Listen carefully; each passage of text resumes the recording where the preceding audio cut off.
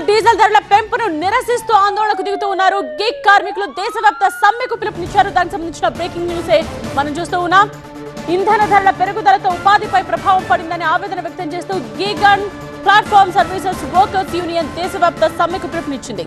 పెరిగిన ఇంధన ఖర్చులపై నిరసనగా మధ్యాహ్నం 12 గంటల నుండి సాయంత్రం 5 గంటల వరకు సేవలన్నింటినీ తాత్కాలికంగా నిలిపివేయాలని వారు నిర్ణయించారు. దేశవ్యాప్తంగా లక్షలాది మంది గిగ్ వర్కర్స్ ఈ రంగంపైన ఆధారపడి బతుకుతున్నారు. ముఖ్యంగా జొమాటో, స్విగ్గీ వంటి ఫుడ్, గ్రాసరీ డెలివరీ భాగస్వాములతో పాటు ఓలా, ఊబర్ క్యాబ్ డ్రైవర్లపై ఈ ఆర్థిక భారం మోయలేనంతగా పెరిగిపోయింది. పెట్రోల్, డీజిల్ ధరలు లీటర్కు 3 రూపాయలకు పైగా పెరిగాయి.